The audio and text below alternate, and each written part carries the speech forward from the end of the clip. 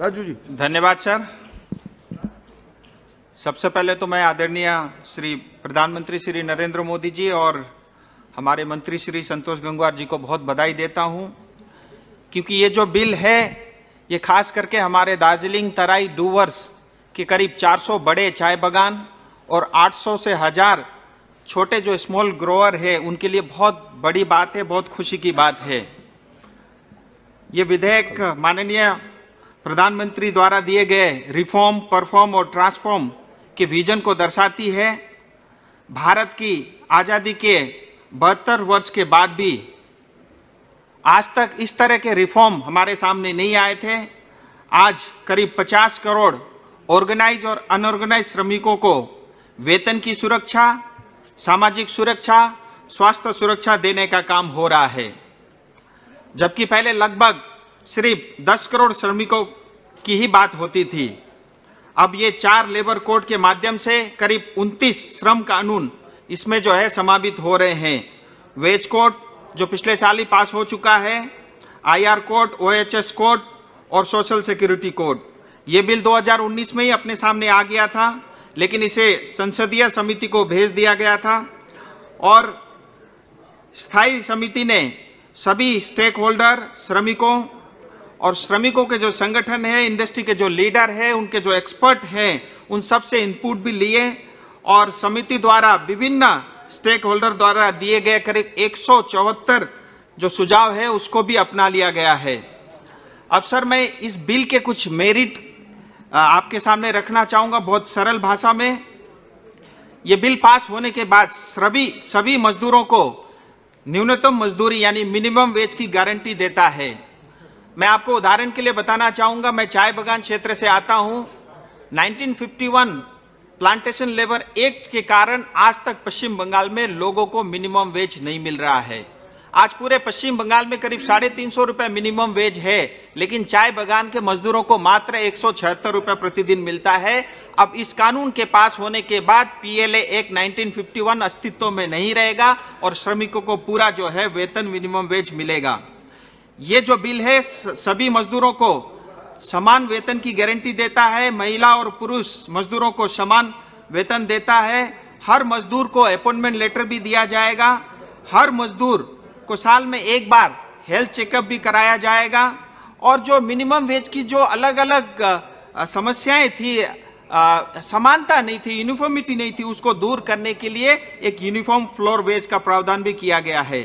जो प्रवासी हमारे भाई बहन जो मजदूर हैं उनको हर साल एक बार घर जाने का किराया भी मिलेगा और जो हमारे प्रवासी जो मजदूर हैं जहां भी काम करेंगे उनको वहीं पे राशन मिलने की व्यवस्था भी इस बिल के माध्यम से हो रहा है। अनऑर्गेनाइज सेक्टर के लिए सामाजिक सुरक्षा निधि का प्रावधान है। महिलाओं को भी मतलब रात में भी काम करने की व्यवस्था भी इस बिल के माध्यम से किया गया है और महिलाओं को सभी क्षेत्र में काम करने की भी इजाजत दे रही है ये बिल। और जब महिलाएं रात को काम करेंगे उनके लिए सुरक्षा की व्यवस्था भी करनी अनिवार्य होगी। अनऑर्गेनाइज और ऑर्गेनाइज क्षेत्र में सभी मजदूरों को पेंशन EPFO योजना का लाभ मिलेगा और मजदूरों को ट्रिब्यूनल में जल्द से जल्द न्याय मिलने की सुविधा भी है और ट्रिब्यूनल को कम से कम 1 साल के अंदर में उसके ऊपर में फैसला करना होगा। इसके माध्यम से लिटिगेशन बहुत कम होगा और लिटिगेशन जल्द से जल्द खत्म भी होगा। और छोटी सी कंट्रीब्यूशन से भी ESI अस्पताल के अंदर में इलाज की सुविधा होगी और ESIC सभी क्षेत्र में काम करने वाले मजदूरों के लिए खुलेगा। ESIC अस्पताल, दवाखाना एवं सर थोड़ा एडजस्ट करिए सर 2-3 मिनट, बस अपने क्षेत्र के उस पर आ रहा हूँ। दवाखाना एवं शाखाओं को जिला स्तर तक जो है इसके माध्यम से विस्तार होगा। ये बहुत बड़ी बात है और 10 से कम मजदूर जिस संस्था में है वो स्वेच्छा से ESIC के साथ जुड़ने के मौका भी उनको मिल रहा है। सर जैसा मैंने आपको बताया, पश्चिम बंगाल राज्य में मिनिमम वेज एक्ट अभी तक चाय बागान में लागू नहीं था, इस बिल के माध्यम से हो रहा है। इस बिल के पास होने के बाद चाय बागान और सिंखोना बागान में काम करने वाले श्रमिकों को उनका पूरा अधिकार मिलेगा। प्लांटेशन लेबर एक्ट जो अभी तक सिर्फ कागजों पे ही सीमित थी, अब इस बिल के पास होने के बाद उसका अस्तित्व समाप्त हो जाएगा और इस कानून के बाद चाय बागान, सिंकोना बागान के काम करने वाले मजदूर को सबसे ज्यादा फायदा होगा। इस कानून के पास होने के बाद अब कोई भी मालिक जो है वो इन काइंड में 15% से ज्यादा पैसा मतलब सामान या सुविधा नहीं दे पाएगा। उनको 85% जो है इन कैश उनके हाथ में देना होगा। इसका अर्थ ये हुआ सर, आज पश्चिम बंगाल में मिनिमम वेज 350 रुपया है। जब उनको 85% देना पड़ेगा, इसका मतलब ये होगा कि करीब करीब 300 रुपए मिनिमम वेज सभी श्रमिकों को मिलेगा। सर बस 2 मिनट और सर, इसके साथ ही जल्दी समाप्त कीजिए, 1 मिनट में बात पूरी कीजिए बस सर, 1.25 मिनट और सर मैं अपने क्षेत्र की एक बात कहना चाह रहा हूं सर, श्रमिकों को आज तक भूमि का अधिकार नहीं दिया गया है क्योंकि लैंड जो है स्टेट का सब्जेक्ट है।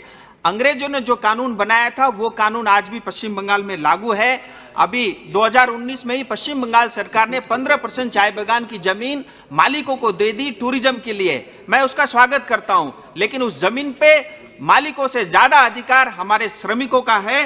तो मैं आपके माध्यम से यह अनुरोध करता हूं, जिस तरह से FRA एक्ट 2006 इसी पार्लियामेंट से पास होकर के जो हमारे वन बस्ती में रहने वाले लोगों को जमीन का अधिकार दिया गया, इसी तरह से कानून पास करके जो हमारे श्रमिक चाय बागान और सिंकोना बागान में काम करने वाले लोग हैं उनको पर्जापट्टा दिया जाए। अंत में एक ही बात कहना चाहूंगा, हमारे पश्चिम बंगाल के मुख्यमंत्री हमेशा कहती थी पहाड़ हास्य, लेकिन पहाड़ को उन्होंने शमशान घाट बना के रखा हुआ है। मैं इस बिल पास होने के बाद इतना अपने लोगों से जरूर कहना चाहूंगा, इस बिल पास होने के बाद पहाड़ जरूर मुस्कुराएगा। बहुत बहुत धन्यवाद सर।